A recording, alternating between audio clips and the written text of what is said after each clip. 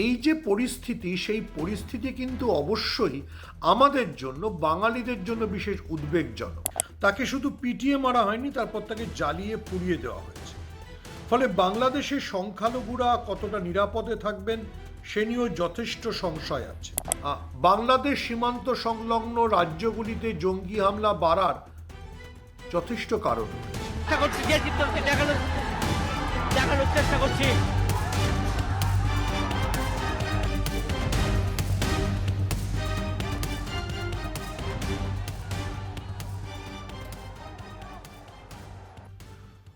দেখুন, ইনকিলাব মঞ্চের নেতা হাদির মৃত্যুর পর বাংলাদেশ যে অগ্নিগর্ভ পরিস্থিতির দিকে ঢুকে পড়েছে, তাতে বাংলাদেশের ভবিষ্যৎ কি, নির্বাচন কতটা শান্তিপূর্ণভাবে হবে, সেটা অবশ্যই চিন্তার বিষয়। ময়মনসিংহে একজন হিন্দু শ্রমিককে, যার বিরুদ্ধে অভিযোগ যে তিনি নবীর বিরুদ্ধে অসম্মানজনক মন্তব্য করেছিলেন, তাকে শুধু পিটিয়ে মারা হয়নি, তারপর তাকে জ্বালিয়ে পুড়িয়ে দেওয়া হয়েছে। ফলে বাংলাদেশের সংখ্যালঘুরা কতটা নিরাপদে থাকবেন সে নিয়েও যথেষ্ট সংশয় আছে। হাদির মৃত্যুর পর যেভাবে বাংলাদেশে রাস্তায় নেমে বিক্ষোভ শুরু হয়েছে, বিভিন্ন জায়গায় ভারতীয় হাই কমিশনের বিরুদ্ধে আক্রমণাত্মক স্লোগান তোলা হয়েছে, ঢাকায়, চট্টগ্রামে, রাজশাহীতে ভারতীয় হাই কমিশনের দিকে ধেয়ে গেছেন বিক্ষোভকারীরা, তা অত্যন্ত উদ্বেগের কথাই বলে। এই উদ্বেগ কতটা আরও অশান্ত করে তোলে পরিস্থিতিকে, সেদিকে আমাদের নজর রাখতে হবে। একটা কথা আমি মনে করিয়ে দিই যে এখনো পর্যন্ত ইউনূস প্রশাসন এই পরিস্থিতি নিয়ন্ত্রণে আনতে সম্পূর্ণ ব্যর্থ হয়েছে।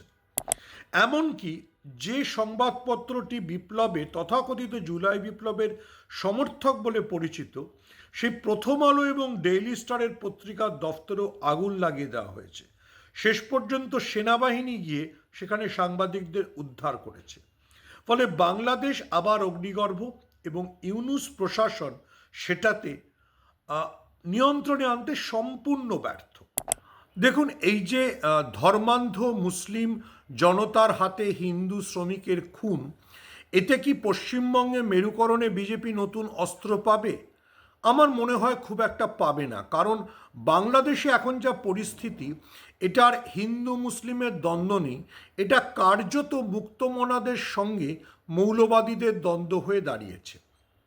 এই কারণে এটা বলছি, হাদির মৃত্যুর পর যেমন হিন্দু যুবককে পিটিয়ে মেরে জীবন্ত আগুনে পুড়িয়ে দেওয়া হয়েছে, ঠিক তেমনই সঞ্জিতা খাতুনের ছায়ানট আক্রান্ত হয়েছে। ছায়ানট, যেটা বাঙালি মুসলমানদের কাছে বা মুক্তমনাদের কাছে একটা অন্যতম গুরুত্বপূর্ণ প্রতিষ্ঠান, যে সঞ্জিতা খাতুনকে কলকাতাও অত্যন্ত শ্রদ্ধা করত, কলকাতায় তিনি বহু পুরস্কার পেয়েছেন, সেই ছায়ানট আক্রান্ত হয়েছে। ফলে বাংলাদেশে এখন লড়াইটা অনেকটা বলা যায় মুক্তমনা বনাম পাকিস্তানপন্থীদের। বরং বাংলাদেশের অনেকের এটা অভিযোগ যে ভারতবর্ষ এই পরিস্থিতিকে নিয়ন্ত্রণে আনতে ততটা সমর্থ হয়নি।